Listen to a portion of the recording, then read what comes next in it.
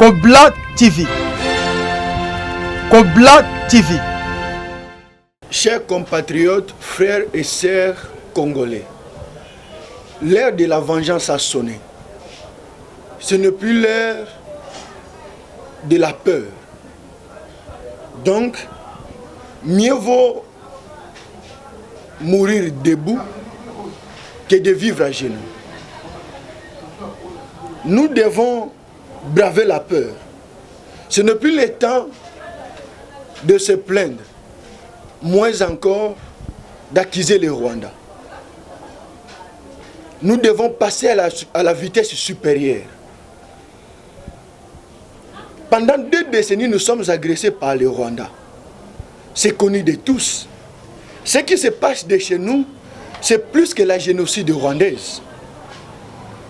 Si Kagame avait reçu de changer le gouvernement français, mais ça ne sera pas le cas de chez nous.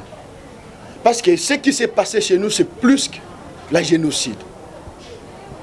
Et Kagame comprendra que le langage de force. Les appels au calme de nos dirigeants montrent leur faiblesse et leurs limites.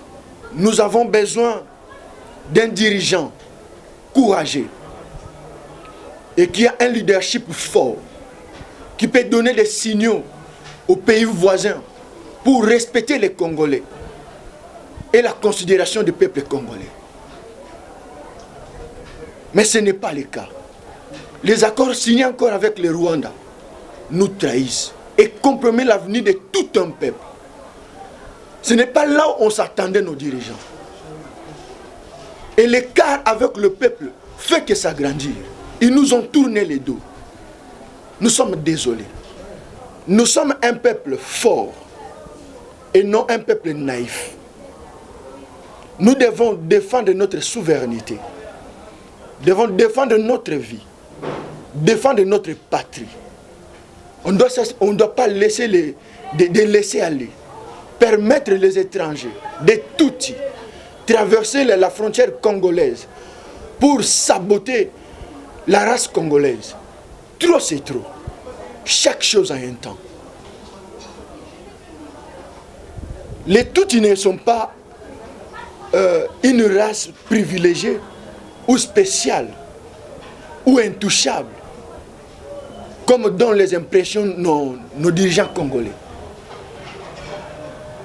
Les Tutsis ne sont pas une race plus spéciale ou intouchable de plus que toutes les autres races au monde. Non. Ou ils sont supérieurs à la race congolaise. Non.